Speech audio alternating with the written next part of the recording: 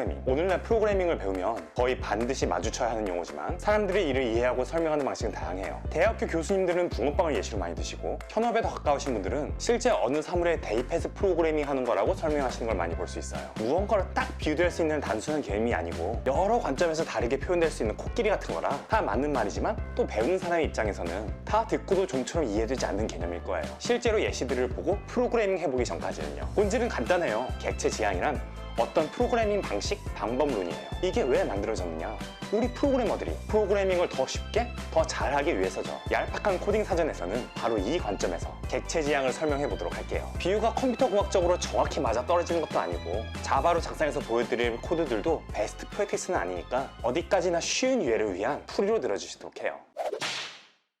여러분이 어느 학교의 막내 선생님이에요. 학교의 굳은 일은 여러분 담당이라 오늘 전교생을 데리고 학교 대청소를 하는 일을 맡았어요. 학교를 청소하는 것이 여러분의 작업이고 이 학생들은 컴퓨터의 자원이라고 생각하기로 해요. 여러분이 프로그래밍을 하는 건 이 학생들에게 청소를 시키는 거예요. 자, 코딩을 해볼까요? 자, 영수 이리 와봐. 여기 깨끗한 행주랑 윈덱스 10m 갖고 가서 이것들로 101호 창문들 닦아. 철수도 여기 빈 쓰레받기 가져가서 101호 바닥 쓸고. 경수 너는 새 칠판 지우개 가져가서 101호 칠판 닦아. 혁수이도 행주랑 윈덱스 갖고 101호 창문을 닦고. 영수 행주 깨끗해? 벌어졌으면 빨아오고. 철분이 쓰레받기 다 찼으면 비워. 영수 윈덱스 안 떨어졌어? 떨어졌으면 이렇게 하고. 영수야 101호 창문 다 닦았어? 그럼 101호 창문 가서 닦아. 돌진 너는 이 행주랑 윈덱스 갖고 104호 가서 창문 닦고. 경수 집에 안 지지면 털어. 자 너는 뭐 하고 너는 뭐 해? 너는 그거 어떻게 나? 청소는 얼마 하지도 않았는데 코드가 토할 것 같죠? 애들에게 청소 도구들 쥐어서 보내놓고도 하나하나 신경 써줘야 하는 게 프로그래밍이에요. 반복문을 써서 일을 좀 줄여볼까요? 자, 영수야, 여기 행주랑 윈덱스 갖고 101호 창문들이 다 깨끗해질 때까지 행주가 더러워지면 빨고 윈덱스가 떨어지면 리필해가면서 창문들을 이걸로 닦는 거야. 돌출이도 행주랑 윈덱스 갖고 102호 창문들이 다 깨끗해질 때까지 행주가 더러워지면 빨고 윈덱스가 떨어지면 리필해가면서 창문들을 이걸로 닦아. 철권이도 쓰레받기 가져가서 102호 바닥이 다 깨끗해질 때까지 쓰레받기가 차면 비우고 102호 바닥을 쓸어. 전보다는 그나마 나아졌죠. 하지만 여전히 이 긴 지시들을 학생들 한 명 한 명에게 입 아프게 내려야 해요. 함수 또는 메소드라 불리는 기능을 사용하면 이 수고를 덜 수가 있겠죠. 자, 전체 주목! 지금부터 창문 닦기라는 작업을 정의해서 톡방에 올려준다. 담당 교실을 지정받고 행주와 윈덱스를 받아가서 그 교실 창문들이 깨끗해질 때까지 행주가 더러워지면 빨고 윈덱스 떨어지면 리필하고 창문들을 거듭나 닦는 거야. 바닥 쓸기도 칠판 닦기도 이렇게 정의해서 올렸어. 자, 영수, 여기 행주랑 윈덱스 갖고 102호 창문 닦기 실시. 돌준이도 행주랑 윈덱스 갖고 102호 창문 닦기 실시. 철권이 쓰레받기 가져가서 102호 바닥 쓸기 실시하고 변수 주기 받아서 102호 칠판 닦기 실시. 너는 뭐 실시? 너는 뭐 실시? 부가 운동량이 현저히 줄었죠. 여기까지는 절차적 프로그래밍에서 가능한 것들이에요. 이 방식으로는 규모가 크지 않은 건물을 청소하는 데는 큰 부족함이 없을 거예요. 그런데 청소할 곳의 범위가 커지고 작업도 복잡해지면 코드도 길어지고 프로그래밍 하기가 점점 벅차겠죠. 그럼 이제 슬슬 객체지향 프로그래밍의 요소들을 넣어볼까요? 자, 얘들아, 우리 좀 더 체계적으로 프로페셔널하게 일을 해보자. 너네 롤플레잉 게임 할 때 클래스 있지? 뭐 전사, 마법사, 무도가 막 이런 역할도 있잖아. 아, 나도 해봤어 이 새끼들아. 바람이 나라 알아? 우리도 클래스라는 걸 둘 거야. 먼저 창문 닦기. 창문 닦기는 깨끗한 행주랑 윈덱스 10m가 템으로 주어져. 창문 닦기가 생성될 땐 담당 교실이 하나 배정이 돼. 창문 닦기가 창문 닫기란 동작을 수행하면 아까 창문 닫기에다 정했던 그 기능들 말 다시 안 한다. 그것들을 하는 거야. 마찬가지로 바닥 쓸이라는 클래스, 칠판 닫기라는 클래스도 이렇게 정의해서 단독방에 올려줄게. 자, 영수, 넌 102호 창문 닦기야. 창문 닦기 실시. 혁순이 넌 102호 창문 닦기. 너도 창문 닦기 실시. 너는 뭐 실시. 어휴, 뭔가 체계가 잡히긴 했는데 여전히 입을 나쁘네. 가만, 굳이 한 명 한 명 이럴 필요 있나? 자, 너네는 각각 102, 103, 104, 105호 칠판 닦기야. 다들 칠판 닦기 실시. 자, 아무 역할도 없던 한 명 한 명에게 클래스로 정의한 아이템과 동작들이 주어져서 창문 닫기, 바닥 쓸이, 칠판 닫기들이 생성됐죠. 이렇게 데이터와 기능이 클래스로 캡슐화된 컴퓨터 자원의 묶음을 객체라고 해요. 대학 교수님들의 비유대로라면 밀가루 반죽과 팥이 클래스란 틀에 찍혀서 이 객체라는 붕어빵이 나오는 거예요. 전에는 마치 흙을 빚어서 집을 짓는 것처럼 아무런 데이터도 없는 컴퓨터 자원들을 삽으로 떠다가 하나하나 명령을 줘가면서 코드를 짜야 했어요. 하지만 객체지향 프로그래밍을 배운 뒤로는 클래스라는 모형 틀을 만들고 이 흙을 그 틀에 넣고 구우면 모양과 용도가 뚜렷한 벽돌들이 만들어지는 거죠. 선생님이 우리를 불러주기 전에는 우리는 다만 무의미한 메모리 덩어리들에 지나지 않았어요. 짬 낮아서 이런 걸 하는 선생님이 생성자로 우리 불러주었을 때 우리는 비로소 클래스의 정의대로 빚어진 객체가 되었죠. 이거 쓴 놈 일로 나와봐. 자, 이제 객체로 생성된 이 아이들은 그저 시키는 대로 하는 예전과 달리 뚜렷한 역할들을 갖게 됐어요. 영수야, 너 윈덱스 남았어? 이리로 좀 가져와봐. 선생님, 클래스 설명서에 정의된 대로 제가 윈덱스를 갖고 일하는 방식이 있는데 선생님께서 제 윈덱스까지 일일이 관여하시면 제 일에도 차질이 생기고 선생님도 번거로우실 거예요. 이렇게 퍼블릭으로 지정된 동작이 있으니까 이 명령어로 지시를 내려주시면 행주는 그에 맞춰서 제가 운영하도록 할게요. 그러네. 네 말대로 하는 게 좋겠다. 창문 닫기 동작 수행해서 너한테 지정된 교실 창문들을 깨끗하게 닦아놔. 이게 객체 지향의 특성 중 하나인 은닉성이에요. 우리가 TV 속을 뜯어보지 않아도 리모컨으로 필요한 조작을 다 할 수 있는 것처럼 내부 구조는 프라이빗으로 감춰놓고 외부에서 조작할 수 있는 명령어만 퍼블릭으로 공개해 놓는 거죠. 이로써 바깥의 간섭으로 발생하는 오류를 방지할 수 있고 남이 만든 클래스의 객체들도 일일이 뜯어볼 필요 없이 제공되는 기능들을 그대로 사용할 수 있는 거죠. 이제 창문 닫기들은 다 묶어서 창문 닫기 메소드로, 바닥 쓸이들은 바닥 쓸기로, 칠판 닫기들은 칠판 닫기로 일을 시킬 수 있게 됐어요. 그런데 생각해보면 여기에도 낭비가 있죠. 얘는 결국 역할만 다를 뿐 다 함께 청소를 하는 건데 한 명령으로 모두에게 일을 시킬 수 있다면 더 좋을 거예요. 많은 객체 지향 언어들에서 사용되는 인터페이스를 써보죠. 청소 담당이라는 인터페이스를 만들고 여기에 청소와 교실 이동이라는 메소드를 넣어놔요. 이 메소드가 뭘 실행하는지는 여기서 정의하지 않아요. 창문 닫기 클래스의 버전 2를 만들어서 이 인터페이스를 적용해보죠. 청소 담당 인터페이스가 적용된 클래스는 필수적으로 청소 담당에 들어간 메소드를 정의해야 해요. 창문 닫기의 경우 청소 메소드는 창문 닫기를 실행하는 걸로 하죠. 교실 이동은 담당 교실을 인자로 주어진 교실로 바꾸는 거예요. 바닥 쓸이와 칠판 닫기 클래스도 버전 2를 만들어서 역시 청소 담당 인터페이스를 지정해 줍시다. 자, 이제 창문 닫기와 바닥 쓸이, 칠판 닫기 모두 청소라는 동일한 메소드로 일을 시킬 수 있게 됐어요. 이들 모두 청소 담당이라는 인터페이스를 적용한 클래스이기 때문에 이렇게 청소 담당이란 카테고리의 묶음에 다 같이 들어가서 청소 메소드 호출 한 번으로 지시가 내려질 수 있는 거예요. 인터페이스로 묶이지 않은 각각 다른 클래스들에서 메소드명만 똑같이 하는 걸로는 이게 되지 않아요. 자, 클래스 안 부여받은 사람 없지? 청소 한번 전원 청소 실시! 오, 한마 이거 편하구만 해. 객체 지향의 강력함은 여기서 끝나지 않아요. 클래스들을 가지고 또 다른 클래스들을 조립해낼 수 있죠. 얘네들 아예 그룹을 지어서 반별로 일을 시키는 게 낫겠다.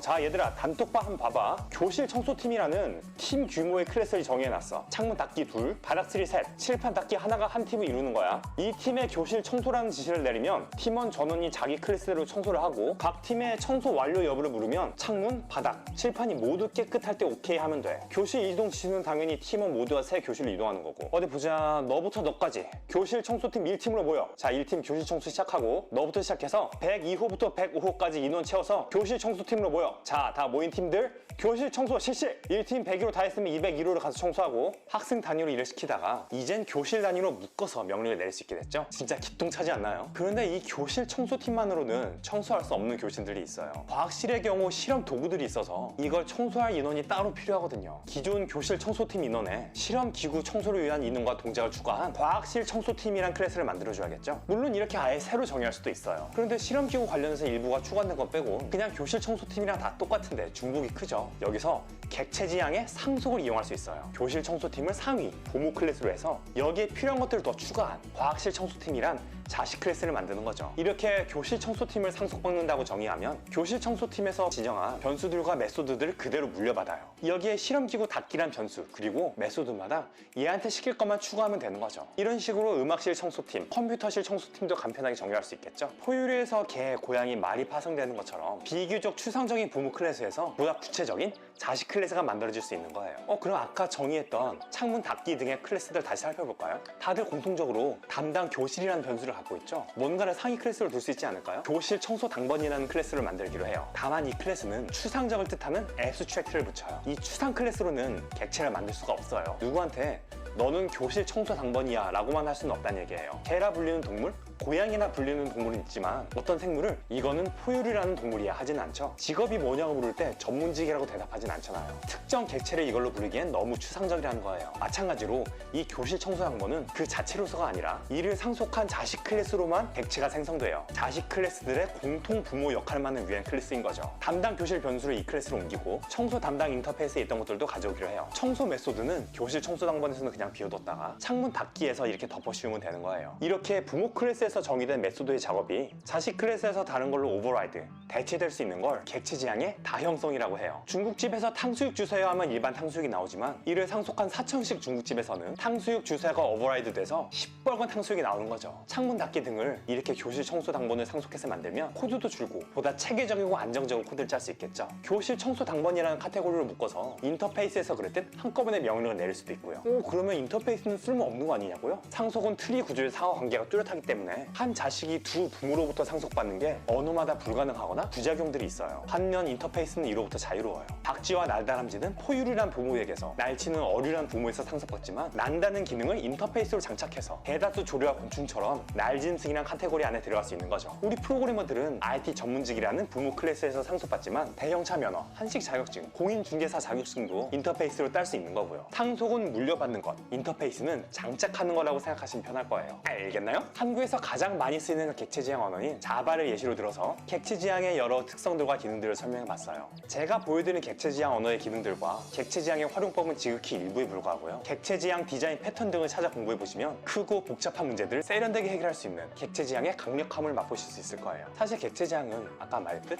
프로그래밍 방법론이기 때문에 객체지향 언어라 불리는 언어들에서만 객체지향 프로그래밍이 가능한 건 아니에요. 다만 이를 구현하기 쉽게 언어가 만들어진 것뿐이죠. 많은 작업들을 객체지향을 이용해서 보다 편리하게 할 수 있지만 일부 게임 등 특성상 객체지향이 잘 사용되지 않는 분야도 있어요. 유용하지만 만능은 아니라는 거예요. 이제는 자바스크립트 그리고 함수형이라 불리는 여러 언어들도 객체지향적 설계를 포함하기 때문에 객체지향 프로그래밍을 잘 공부해 놓으면 이를 사용하고 않고를 떠나서 프로그래밍에 대한 한층 깊은 통찰력을 갖게 되실 거예요. 자, 다들 수고했어. 객체지향 프로그래밍 덕분에 그래도 수월하게 마칠 수 있었다. 회상하자. 나도 이제 집에나 가야지. 쌤, 집에 오면 뭐 하시는데요? 발을 하시게요? 운동장 청소도 시켜달라고? 해주세요, 선생님! 간사한 놈들. 됐고 시청자분들한테도 인사들 하고 가. 자, 회장, 넷, 여러분 모두 축하하세요.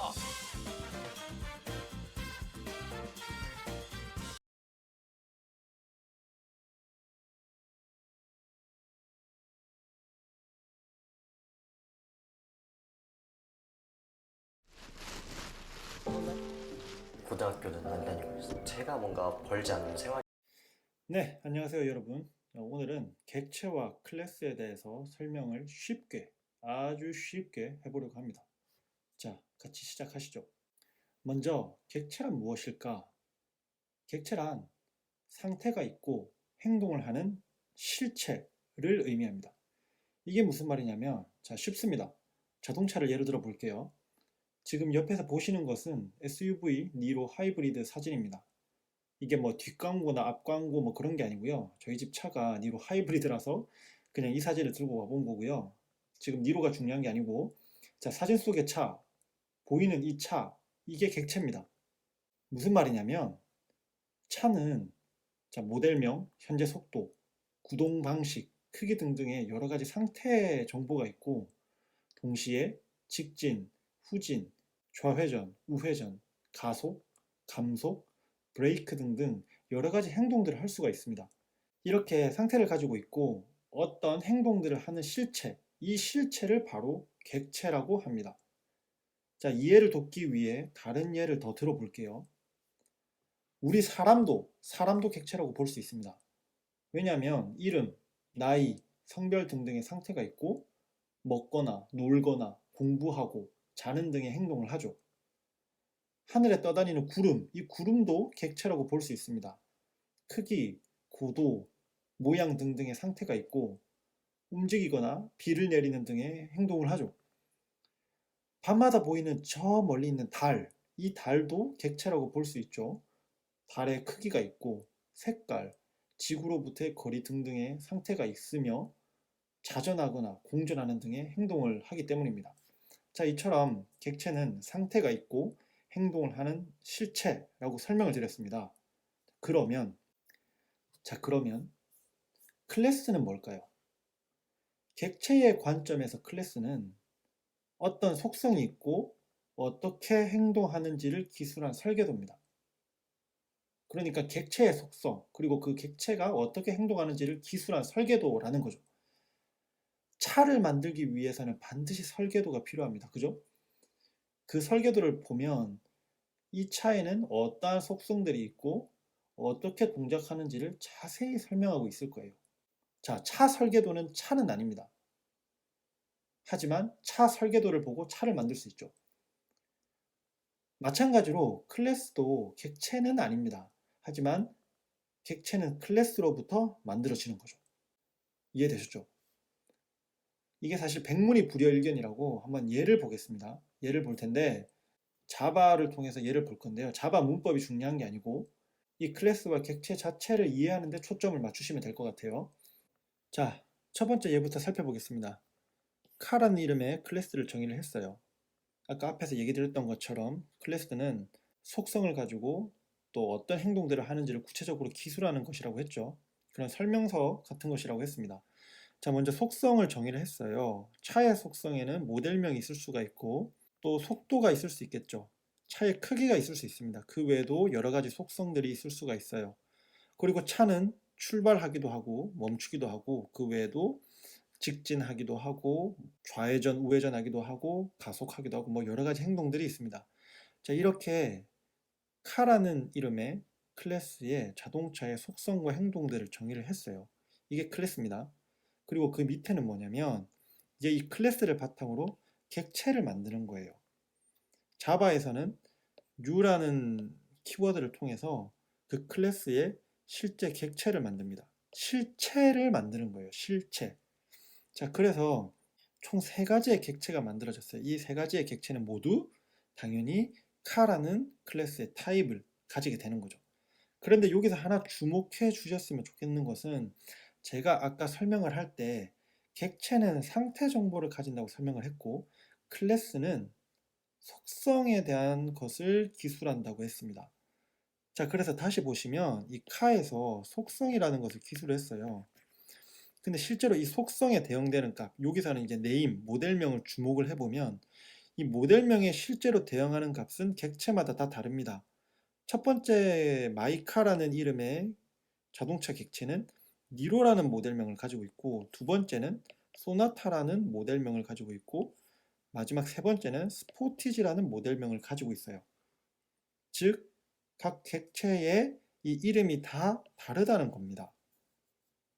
속성은 네임으로 하나지만 그 네임에 대응되는 상태 정보는 객체마다 다 다를 수 있다는 거예요. 그래서 이 클래스와 객체를 비교할 때에 이 속성과 상태의 차이가 무엇인지 이것을 조금 이해를 하면 좋을 것 같아요. 두 번째 예제로 넘어가서 이번에는 카운트라는 클래스를 만들어 봤어요. 카운터는 어떤 클래스냐면 어떤 거를 세는 것, 숫자를 카운트한다고 하죠. 어떤 거를 세는 것을 정의한, 기술한 클래스입니다. 그래서 보면 내부적으로 일단 어떤 속성을 가지냐면 카운트라는 속성을 가져요. 하나, 둘, 셋, 넷 이렇게 차례차례 세야 되니까 카운트라는 속성을 가지고 어떠한 행동들을 하냐면 인크리먼트라고 해가지고 하나하나 카운터를 증가시키는 것, 그런 행동이 하나가 있고 숫자를 다 셌으면 몇 개를 셌는지 궁금하잖아요. 그때 카운트한 정보를 가지고 오는 행동을 하는 그 get이라는 이름의 메소드를 또 여기다가 기술을 했습니다. 이렇게 카운터라는 이름의 클래스를 자세하게 어떻게 동작하는지 기술을 했다면 자, 이것을 실제로 객체로 만들어야 되겠죠. 아까 앞에서 봤던 것처럼 U라는 키워드를 통해서 카운터라는 클래스 타입의 객체를 2개를 만들었습니다. 하나는 애플 카운터고 하나는 오렌지 카운터예요. 자, 여기서 부가적으로 설명을 하고 싶은 것이 있는데 뭐냐면 특정 용어를 하나 설명을 하고 싶어요. instantiate라는 단어가 있습니다. 이게 뭐냐면 사전적 의미로는 예를 들어 설명하다, 예시하다 이런 의미인데 지금 우리 개발에서는 어떤 상황에서 쓰이냐면은 지금 여기 보이죠? U라는 키워드를 통해서 객체화 시켜서 만들다. 이때 instantiate라고 표현을 하고요. 그렇게 instantiate 시켜서 만들어진 객체를 instance라고 표현합니다. 즉 instantiate 시켜서 나온 객체를 인스턴스라고 한다. 그래서 오브젝트와 인스턴스는 좀 혼용해서 사용을 해요. 이거를 좀 설명을 드리고 싶었고요. 자, 마지막으로 세 번째 예제를 한번 보도록 하겠습니다. 이제는 뭐 쉬울 거예요. 자, 한번 보시면 이번에는 스위치라는 이름의 클래스를 만들었습니다. 스위치라는 이름, 껐다 켰다는 그 스위치겠죠. 그래서 내부적으로 어떤 속성을 가지냐면 state라는 속성을 가집니다. state라는 속성을 가져요. 당연히 지금 켜져 있는지 혹은 꺼져 있는지 정보를 저장해야 되니까요. state라는 속성을 가지고 있고 켜는 행동을 하는 메소드 on, 끄는 행동을 하는 메소드 off, 그리고 지금 현재 상태를 알 수 있는 is on 이라는 메소드를 이렇게 클래스로 기술을 했어요. 그리고 이제 인스턴스, 객체로 만들어야 되겠죠. U라는 키워드를 통해서 TV 스위치라는 객체를 만들었습니다. 자, 어떻게 이해가 좀 되셨나요? 그래서 이제 정리를 하면 내가 원하는 속성 또 행동을 구체적으로 기술한 것이 바로 클래스입니다. 그래서 일종의 클래스는 어떻게 보면은 내가 정의하고 싶은 타입이에요. 속성과 행동을 가지는 타입인 겁니다. 그리고 그렇게 기술한 대로 실체화된 것이 바로 객체인 거죠. 이해가 되시나요? 자, 오늘은 이렇게 간단하게 객체와 클래스에 대해서 알아봤습니다. 혹시 이 영상이 도움이 됐다면 구독, 좋아요, 알림 설정까지 부탁드립니다. 감사합니다.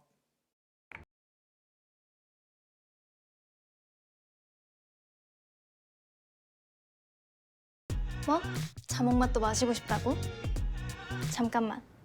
자, 여기. 어플리케이션이 실행될 때 객체를 포함해서 데이터가 메모리에 어떻게 저장되는지를 알아야 개발 중에 실수하지 않을 수 있고 어플리케이션의 성능과도 어떻게 연관이 있는지 이해할 수 있기 때문입니다. 자, 그러면 오늘도 렛츠 코드. 먼저 어플리케이션이 어떻게 실행되는지부터 좀 살펴볼게요. 어플리케이션이 뭐냐면 일반 사용자가 사용할 기능을 제공하는 컴퓨터가 실행할 수 있는 명령어들의 집합입니다. 그럼 메모리는 뭐냐? 실행된 어플리케이션이 상주하는 곳이에요. 거꾸로 얘기하면 어플리케이션을 실행하기 위해서는 반드시 그 어플리케이션이 메모리에 올라가야 됩니다. 이때 메모리에 올라간 어플리케이션은 그 어플리케이션의 명령어들 뿐만 아니라 실행하면서 나오는 여러 데이터들도 같이 메모리상에 저장하고 있어요. 그럼 CPU는 뭐냐? 명령어를 실행하는 주체입니다. 예를 들어서 한번 살펴볼게요. 이 코드는 가장 기본적인 자바 어플리케이션 코드입니다. 그래서 여기 메인 클래스의 메인 메서드가 이 자바 어플리케이션을 실행하면 가장 먼저 실행되는 진입점이에요. 출발점이죠. 그럼 이게 지금 어떻게 동작할지 한번 살펴보도록 할게요. 여기에 CPU가 있고 여기에 메모리가 있으면 먼저 A라는 변수에 7이라는 값을 대입하라는 명령어를 CPU 상에서 실행을 하게 됩니다. 그러면 이 메모리 상에서는 7이라는 값이 저장되고 A라는 이름이 붙게 됩니다. 그 다음 라인을 또 실행을 하게 되면 CPU에서는 3이라는 값을 B에 저장하라는 명령을 실행을 하게 되면 최종적으로 메모리에는 3이라는 값이 올라가고 B라는 이름을 붙이게 됩니다. 그리고 그 다음에 A와 B에 있는 값을 더해서 C라는 변수에 저장하라는 이 명령어를 실행을 하게 되면 CPU에 메모리 A와 B에 있는 각각의 값인 7과 3을 들고 와서 이 두 개를 더하여서 더한 값 10을 메모리에 저장하고 저장된 곳 이름을 C라고 붙이게 됩니다. 이런 형태로 메모리 사이에 있는 명령어들이 CPU로 올라가서 이 안에서 처리되고 그 결과값이 다시 메모리에 저장되고 이런 식의 계속된 반복, 이게 실행되는 어플리케이션의 모습입니다. 참고로 개발을 하다 보면 런타임이라는 용어를 만나게 되는데요. 이 용어가 의미하는 것은 지금 설명드린 것처럼 이렇게 어플리케이션이 메모리에 올라와서 실행되는 동안의 이 시간들을 의미를 합니다. 그래서 문서를 보시다가 런타임이라는 용어를 만나게 되면 실행 환경, 실행 상태를 의미하는구나 이렇게 생각을 하시면 될 것 같아요. 그리고 참고로 지금 제가 예를 들기 위해서 변수 이름을 A, B, C 이렇게 간단하게 했는데 실제로 현업에서 개발하실 때는 변수 이름을 이렇게 지으면 안 됩니다. 좀 더 값을 잘 설명할 수 있는 변수 이름을 지어야 되고요. 저는 지금 영상을 찍기 때문에 설명할 때 쉽게 발음하려고 A, B, C라고 한 것이고 실제 개발할 때는 이렇게 하시면 안 됩니다. 자, 그래서 다시 돌아와서 오늘 중점적으로 다룰 내용은 바로 이 어플리케이션이 실행될 때 데이터가 메모리에 어떻게 저장되는지, 즉 런타임 환경에서 메모리의 모습을 살펴보려고 합니다. 아까 맨 첫 화면에서 말씀드렸던 것처럼 이걸 잘 이해하셔야 개발할 때 실수하지 않을 수 있고 또 어플리케이션 성능과도 연관이 있기 때문에 잘 따라와 주기 바랍니다. 메모리 구조에 대해서 좀 살펴볼게요. 어플리케이션에 할당되는 메모리는 내부적으로 이제 여러 영역들로 나누어지는데요. 그 중에 중요한 두 가지 영역이 바로 스택 메모리와 힙 메모리입니다. 스택 메모리는 뭐냐면 함수나 메서드의 지역 변수 혹은 매개 변수가 저장이 되는 곳이고요. 또 함수나 메서드가 호출될 때마다 스택 프레임이라는 형태로 이 스택 메모리에 쌓이게 됩니다. 뒤에 예를 통해 살펴볼 거예요. 그리고 힙 메모리는 뭐냐면 객체가 저장되는 메모리 영역입니다. 5가지의 자바 어플리케이션 예제를 준비했는데요. 한번 살펴보시죠. 자, 앞에서 살펴봤던 자바 어플리케이션 예제를 다시 소환을 했습니다. 기억나실지 모르겠지만 이 메인 클래스에 있는 이 메인 메서드가 이 자바 어플리케이션을 실행하면 가장 먼저 실행되는 진입점이라고 말씀드렸던 것 다시 한번 리마인드 한번 해주시고요. 설명을 드리기에 앞서서 아까 앞에서 스택 메모리 설명할 때 매개 변수 그리고 지역 변수에 대해서 말씀을 드렸는데요. 그게 뭔지 좀 먼저 설명을 드릴게요. 매개 변수라고 하면 지금 이 화면에서는 이 args와 같은 이런 건데요. 함수나 메서드를 실행할 때 필요한 데이터들을 같이 넘겨주고 싶을 때 사용되는 게 이런 매개 변수고요. 지역 변수는 뭐냐면 함수나 메소드의 이 바디 부분, 내부에 있는 이 구현체 부분에서 선언되고 사용되는 이런 변수들을 의미를 합니다. 그래서 이 매개 변수와 지역 변수의 의미를 잘 기억해 주시고요. 그러면 실제로 한번 실행을 할 때에 스택 메모리에 어떻게 표현이 되는지 한번 살펴보겠습니다. 먼저 스택 메모리를 그릴게요. 여기가 스택 메모리고요. 자, 아까 앞에서 설명을 할 때 함수나 메서드가 호출될 때마다 스택 프레임이라는 게 저장이 된다고 했습니다. 스택 메모리에 쌓인다고 했죠. 자, 이게 어떤 의미인지 한번 같이 볼게요. 지금 이 메인 메소드를 실행을 하게 되면 이 스택 메모리에 이 메인 메소드에 대한 스택 프레임이 하나가 생깁니다. 각 함수나 메소드가 호출될 때마다 그 스택 프레임 안에 그 함수나 메소드의 매개 변수나 지역 변수가 저장이 되는 거예요. 그래서 일단 이 메인 메소드가 호출이 된 순간 이 args라는 매개 변수가 공간이 하나 이 스택 프레임 안에 잡히고요.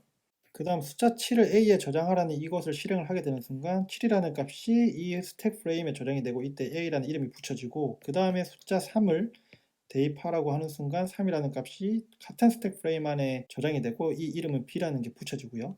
그리고 A 플러스 B를 수행하게 되면 최종적으로 두 개를 더한 값인 10이 같은 스택 프레임 안에 저장이 되고 이때 이름은 C라는 이름을 붙여주게 됩니다. 이런 식으로 함수나 메서드가 호출될 때마다 스택 메모리에는 그 메서드나 함수에 대한 스택 프레임이 쌓이게 돼요.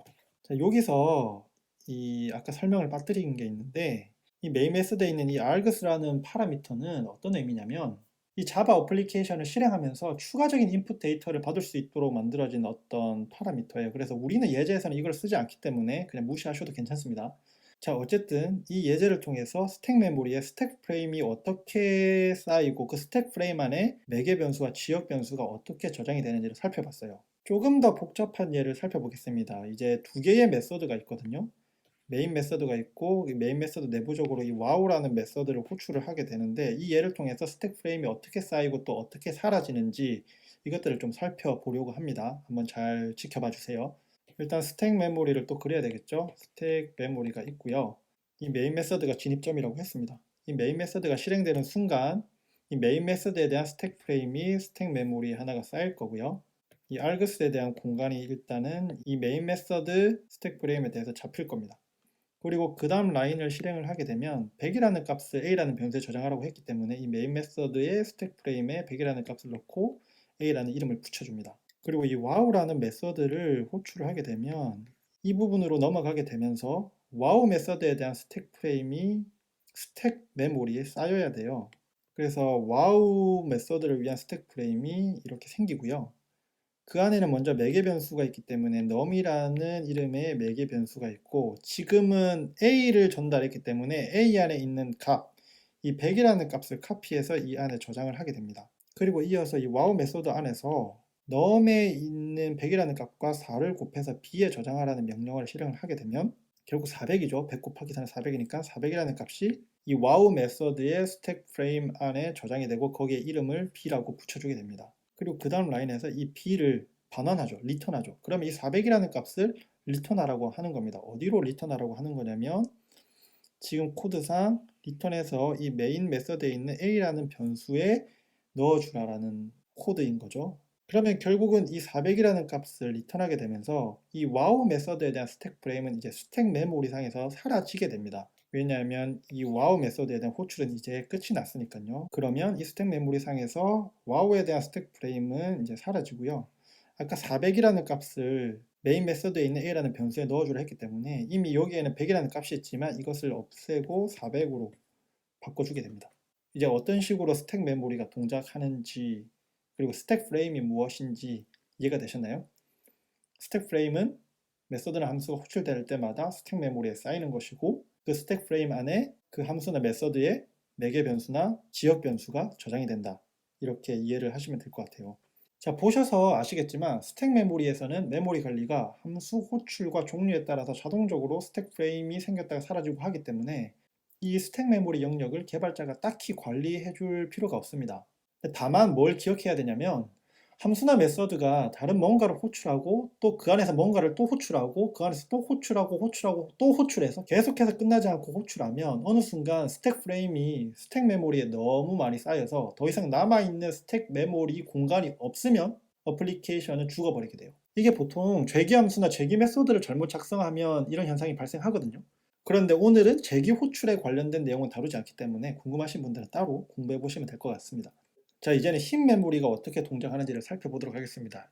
이 부분부터 이제 정말 중요해요. 객체가 힙에 저장되기 때문에 그런 건데 이 부분 잘 이해하셔야 됩니다. 자, 이전 영상에서도 사용됐었던 카운터 클래스를 다시 한번 소환했습니다. 카운터 클래스는 내부적으로 스테이트라는 상태를 가져요. 몇 번 카운트했는지 정보를 저장하는 스테이트인 거고요. 그리고 어떤 메서드가 있냐면 하나하나 카운트하는 인크리먼트 메서드가 있고, 그리고 이제 얼마까지 샜는지 궁금할 때 호출할 수 있는 get 메서드를 가지고 있습니다. 자, 복습도 할 겸 여기서 매개 변수는 뭐가 있죠? 여기서 매개 변수는 args가 있죠. 그리고 여기서 지역 변수는 뭐가 있죠? 지역 변수는 c가 있습니다. 그러면 누군가는 궁금해할 수 있어요. 이건 뭐냐? 이거는 이 카운터라는 클래스를 통해 만들어지는 인스턴스의 상태를 저장하는 변수라고 해서 인스턴스 베리어블이라고 합니다. 그러니까 인스턴스 변수라고 불러요. 그래서 지금 이 예제에서는 총 3종류의 변수가 보입니다. 하나는 매개 변수, 지역 변수, 그리고 인스턴스 변수. 자, 이것도 잘 용어를 기억을 해 주시고요. 이제 정말 이 자바 어플리케이션이 어떻게 실행되는지 한번 따라가 봅시다. 출발점은 이 메인 메서드라고 그랬죠. 이 메인 메서드를 실행하는 순간 기본적으로 이 스택 메모리에는 메인 메서드를 위한 스택 프레임이 생성이 됩니다. args라는 변수가 생길 거고, 그 다음에 이 new 카운터를 통해서 객체를 생성을 하는데, new 카운터, 이 카운터가 결국은 생성자예요. 객체를 만들어주는 생성자인데 얘도 메서드의 일종입니다. 그래서 이 카운터라는 생성자를 수행하는 순간 얘도 스택 프레임에 생겨요. 이 카운트에 대한 스택 프레임이 생기는 거죠. 얘를 실행하는 순간요.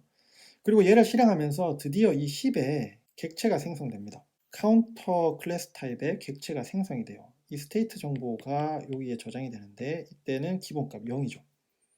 그리고 이 생성자, 카운터라는 생성자의 처리가 끝이 나면 얘는 스택 메모리에서 차지하고 있던 스택 프레임도 사라지게 되고요. 최종적으로 이 객체를 카운터 C에 저장하라는 의미는 다시 이 메인 메소드의 스택 프레임으로 돌아와서 이 안에서 C라는 이름의 카운터 객체를 담을 수 있는 변수를 만들고, 정확히 말하면은 카운터 객체를 담는 것이 아니라 카운터 객체를 가리키게 됩니다. 이 카운터 객체를 가리키게 돼요. 가리킨다는 말은 무슨 말이냐면은 이 변수 C에 저장되는 값이 객체 그 자체가 아니라 주소값이 저장된다고 보시면 됩니다. 무슨 주소값이냐면 힙 메모리에 있는 객체의 메모리 주소값. 그렇게 이해하시면 쉽습니다. 자, 다음 예제를 살펴보겠습니다. 아마 이 예제가 가장 좀 난이도가 있을 거예요. 그래도 잘 따라오시면 할 수 있습니다. 아까 봤었던 그 클래스 카운트 여기서 재활용할 거고요. to라는 이름의 메서드가 정의가 됐습니다. 이 메서드의 파라미터는 카운트 클래스 타입의 객체를 받을 수 있도록 했고요. 내부적으로 보시면은 그 파라미터로 전달받은 그 객체에 대해서 인크리먼트를 2번 호출합니다. 그러니까 숫자 카운터를 2번 하는 거겠죠. 이 to 메서드를 호출하는 것은 이 메인 메서드에서 이 부분에서 이 to 메서드를 호출을 하게 됩니다. 자, 주목하셔서 보셔야 되는 부분은 뭐냐면 이 부분이에요. 지금 보시면 메인 메서드에서 카운터 객체를 하나 만들고 카운터 객체를 to라는 메서드의 파라미터로 전달을 합니다. 그렇게 전달을 하고 나서 그 이후에 그 객체에 대해서 get을 호출했을 때 어떤 값이 반환이 되는지 이 부분을 주목해 보시면서 따라오시면 될 것 같아요. 자, 그럼 이 자바 어플리케이션을 실행해 보겠습니다. 메인 메서드가 진입점이라 했죠. 그래서 메인 메서드가 실행이 되면 이 스택 메모리에는 메인 메서드에 대한 스택 프레임이 하나 생성이 됩니다. 파라미터 args가 있기 때문에 그 args를 저장할 수 있는 공간이 일단은 확보가 됐죠. 그 다음 실행되는 부분이 바로 이 부분인데요. 이 카운터 클래스에 대한 객체 생성자, 이 생성자 역시도 메서드의 한 종류라고 했기 때문에 얘도 실행이 되는 순간 스택 메모리에 이 생성자에 대한 스택 프레임이 쌓이게 됩니다. 그리고 제가 앞에서 설명하지 못한 게 하나 있는데 그게 바로 this라는 변수입니다. 자, 이 변수는 숨겨진 변수예요. 이 어플리케이션이 실행하게 되면 클래스의 생성자나 메서드에는 암묵적으로 보이지 않지만 존재하는 변수입니다. 얘가 어떤 역할을 하는지는 곧 알게 되실 거예요. 자, 어쨌든 이 생성자를 통해서 카운터 객체가 생성되는데 이 생성되는 위치가 어디냐면 바로 이 흰 메모리입니다. 흰 메모리에 카운터 객체가 생성이 돼요. 그리고 이 카운터 객체 내부적으로 보면 스테이트라는 상태가 있잖아요. 그러면 그 스테이트라는 상태가 저장이 됩니다. 여기서는 0이라는 값으로 저장이 되겠죠. 자, 그러면 다시 이 스택 프레임으로 돌아와서 이 생성자에 대한 스택 프레임, 이 this라는 변수는 어떤 역할을 하냐면 이렇게 힙의 객체를 생성하고 나서 이 객체를 가리키는 역할을 합니다. 즉 이 객체의 메모리 주소값을 여기에 담고 있는 거죠. 자, 그리고 나서 이 객체 생성자의 역할은 끝이 났습니다. 그러면 이 스택 메모리에서 이 생성자에 대한 스택 프레임은 사라지게 됩니다. 그러면 다시 메인 메서드로 돌아왔죠. 이제 그 생성된 객체에 대해서 카운터 클래스 타입의 C라는 이름의 변수에 저장을 하게 되는데 이때 이 C 변수가 결국은 객체, 방금 만들어진 이 객체를 가리키게 되죠. 즉 여기에는 이 객체의 메모리 주소값이 들어가게 됩니다. 자, 그러고 나서 이제 이 부분을 실행을 해요. 이 부분을 실행을 하게 되면 to라는 메서드를 호출을 하게 되는 거잖아요. 그럼 얘를 호출을 하게 되면서 이 메서드에 대한 스택 프레임이 스택 메모리에 쌓이게 됩니다. 그리고 파라미터로 이 C 값을 전달을 했기 때문에 이 스택 프레임에는 C라는 이름의 변수가 생기고 이 변수는 조금 전에 만들어진 이 객체를 가리키게 됩니다. 결국 같은 주소값을 가지게 되겠죠. 자, 그러면은 이제 이 실행 포인트가 여기로 옮겨졌어요. 이제 한 줄 한 줄 실행을 하게 될 텐데 여기서 또 실행을 하는 게 보면은 c.increment라고 해가지고 객체 C에 대해서 increment 메서드를 호출을 하게 됩니다. increment 메서드도 또 메서드이기 때문에 호출이 되는 순간 스택 메모리에는 이 increment 메서드에 대한 스택 프레임이 쌓이게 됩니다. 이 increment 메서드가 클래스에 정의된 메서드고 이 인스턴스에 대한 메서드 호출이기 때문에 이게 또 암묵적으로 this라는 변수가 있습니다. 이 this라는 변수는 마찬가지로 이 객체를 가리키게 되죠. 그럼 여기서 increment를 수행한다는 말은 바로 이 아랫부분, 이 부분이 실행된다는 거죠. 그래서 스테이트 값이 어떻게 바뀌냐면 스테이트 값이 0에서 하나 증가했기 때문에 1로 바뀌게 됩니다. 그렇게 1로 바뀌고 나서 이 increment 메서드 호출은 종료가 되게 되고 그러면 이 increment 메서드에 대한 스택 프레임은 스택 메모리로부터 또 사라지게 됩니다. 하지만 그 다음 라인도 다시 한번 같은 객체에 대해서 increment 메서드를 호출하게 되죠. 다시 이 스택 메모리에는 increment 메서드에 대한 스택 프레임이 쌓이게 됩니다. 역시나 마찬가지로 클래스에서 정의됐고 객체에 종속된 메서드이기 때문에 this라는 변수가 여기서도 생기고요. 같은 객체를 가리키게 됩니다. 그럼 여기서 다시 한번 이 increment 메서드가 호출이 되겠죠? 스테이트가 다시 한번 1이 증가하게 됩니다. 그래서 현재 1이었던 값이 이제는 2가 됩니다. 이렇게 increment가 다시 한번 호출이 끝이 났어요. 그러면 스택 메모리에서 이 increment에 대한 스택 프레임은 또 사라지게 됩니다. 그리고 자연스럽게 이 to라는 메소드의 끝까지 실행을 했기 때문에 이 to라는 메소드에 대한 스택 프레임도 스택 메모리에서 사라지게 되죠. 자, 그럼 다시 메인 메소드로 돌아와서 이 마지막 라인을 실행하게 됩니다. C라는 객체에 대해서 get을 호출을 하게 되는 순간 스택 메모리에 get 메서드에 대한 스택 프레임이 쌓일 때 마찬가지로 this라는 변수가 생기고 이 this라는 변수는 지금 우리가 계속 바라보고 있는 그 객체를 또 바라보게 됩니다. 자, 그리고 이 get 메서드가 실행되는 순간 이 스테이트 정보를 반환을 하게 되잖아요. 그럼 현재 이 객체의 스테이트는 2라는 값이 저장되어 있습니다. 그러면 이 2라는 값을 반환하게 되는 거예요. 2라는 값을 반환하면서 이 get 메서드의 호출은 끝나게 됩니다. 그러면 이 get 메서드에 대한 스택 프레임은 스택 메모리로부터 또 사라지게 되겠죠. 결국 이 2라는 값은 이 스택 프레임에 저장이 되고 변수 이름은 count가 되게 됩니다. 이 예제에서 강조하고 싶었던 것은 이거예요. 호출된 함수나 메서드가 파라미터로 객체를 전달받아서 그 객체의 상태를 바꾸게 됐다면 그 함수나 메서드 종료 이후에도 그 객체는 변경된 상태 그대로 남아있다. 이 점을 강조하고 싶었어요. 여기 예제에서도 to 메서드가 호출이 될 때 메인 메서드로부터 카운터 객체를 파라미터로 전달받잖아요. 그리고 내부에서 객체의 상태 정보, 여기서는 스테이트죠. 상태 정보를 변화시키고 to 메서드는 종료가 됐는데 그 이후에도 그 객체 상태는 변경된 채로 그대로 남아있다는 점이죠. 그래서 to 메서드 호출 이후에 메인 메서드에서 객체에 대고 get을 호출을 했을 때에 이 2라는 값, 이 2라는 값을 가지고 오게 된 거였죠. 자, 이것은 메인 메서드의 지역 변수 C와 to 메서드의 매개 변수 c가 모두 같은 객체를 바라봤기 때문에 일어난 현상인데요. 자, 이렇게 객체의 경우에는 변수들이 객체를 가리키게 된다는 사실을 이해하고 계셔야 개발을 하실 때 메서드 내에서 파라미터로 전달받은 객체의 상태를 만약에 바꿀 일이 생겼다면 여기서 바꾸면 이 객체는 호출 이후에도 바뀐 채로 그대로 남아 있을 텐데 그러면 이거 내가 객체의 상태값을 막 바꿔도 되는 거야? 이런 생각을 할 수가 있는 거죠. 이거를 인지하지 못하고 그냥 막 바꾸면 어쩌면 잘 동작하던 기존 코드에 버그가 생겨서 문제를 일으키실 수도 있습니다. 그러니까 이 점을 유념해 주시면 좋을 것 같아요.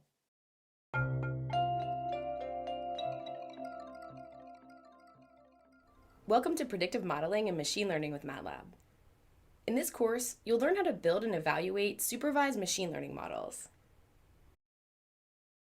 자, 이제 쓰레기 객체를 살펴봅시다. 정말 오늘 다룰 내용이 정말 많네요. 자, 여기 카운터 클래스 여전히 재활용하고요. 지금 뭐 아까처럼 자세히 설명을 하지는 않겠습니다. 주목하셔서 보시면 좋을 게 이 make라는 메서드인데요. 내부적으로 보면은 new count를 통해서 하나 만들고 근데 실제로 리턴하는 것은 새롭게 또 하나 만들어진 객체를 리턴을 해요. 그러면 요때 만들어진 이 객체는 어떻게 되느냐 이거를 주목하셔서 보셔야 되는데요. 지금 이 라인을 실행을 해서 make까지 호출한 후에 카운터 C에 이 make 메서드가 반환한 객체의 주소값을 저장했을 때 메모리 구조가 어떻게 되는지 한번 그려볼게요. 스택 메모리가 있고 힙 메모리가 있습니다. 두 개의 객체가 있어요. 그리고 스택에는 메인 메서드에 대한 스택 프레임이 있겠죠. 그럼 여기에 일단 args가 있고 그 다음에 C가 있습니다. 이 C가 뭘 가르치냐면은 두 번째 만들어진 얘만 가르쳐요. 그럼 여기서 어떤 문제점이 발생을 했냐? 얘는 힙 메모리에서 지금 메모리 공간 일부를 차지하고 있습니다. 근데 문제는 이 객체에 대해서 어떤 것도 레퍼런스를 하고 있지 않아요. 그러니까 얘에 접근할 수 있는 방법이 없다 이겁니다. 이 객체 같은 경우에는 C라는 레퍼런스 변수를 통해서 접근할 수가 있어요. 근데 얘는 접근할 수가 없습니다. 그럼 이게 왜 문제냐면 이런 식으로 접근할 수 없는 얘네들이 계속 쌓이면 어떻게 될까요? 사실 접근할 수 없다면 더 이상 사용하지 않는다는 의미이기 때문에 얘는 메모리 상에서 이제 없애줘야 되는데 계속 힙 메모리 공간을 점유하고 있다면 어느 순간 힙 메모리가 고갈돼 버리겠죠. 그래서 이런 접근이 불가능한 객체를 쓰레기 객체라고 하는데요.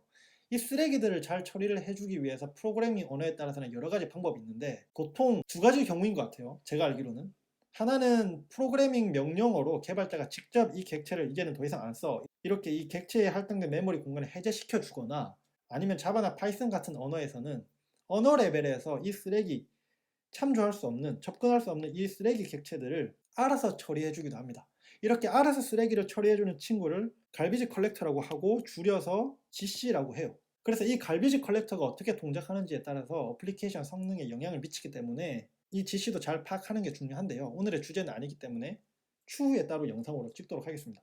자, 마지막으로 예제가 참 많죠. 이 파이썬에 대해서 얘기를 조금 해야 될 것 같아가지고 간단하게 하겠습니다. 왜 이 예제를 준비했냐면 이 파이썬에서는 모든 것이 다 객체이기 때문에 그거 설명하고 싶어서 그랬어요. 자, wow라는 함수를 정의를 했습니다. 파라미터로 num을 받아서 내부적으로 그 전달받은 num에 있는 숫자 값을 출력을 해주게 됩니다.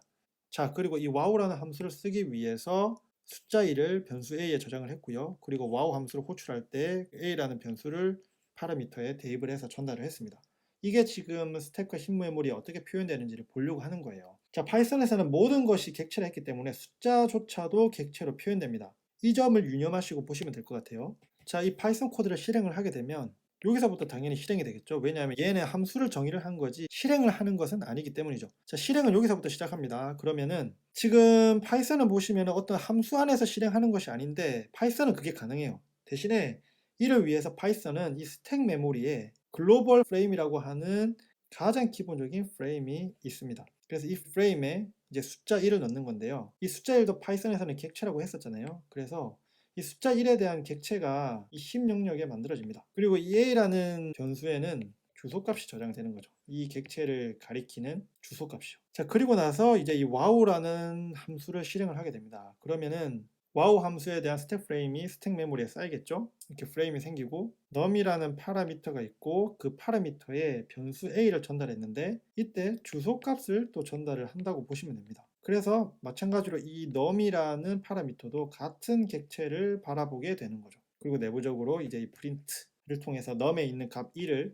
화면상에 출력을 하게 되는 겁니다. 다시 한번 강조하지만 파이썬에서는 모든 것이 객체로 표현된다. 이렇게 알고 계시면 될 것 같습니다. 드디어 끝이 났네요. 이번에 이 영상 준비하는데 정말 오래 걸렸습니다. 정말 오래 걸렸고 영상 찍는데도 고생을 참 많이 했어요. 그만큼 많은 도움이 됐기를 정말로 바랍니다. 2021년이 이제 마무리가 됐고 새로운 2022년이 시작을 했어요. 작년 한 해 너무 수고 많으셨고 올해 새해 복 정말 다들 많이 받으시고요. 올 한 해 같은 개발자로서 또 함께 이 쉬운 코드 채널과 함께 많이 성장했으면 좋겠습니다. 감사합니다.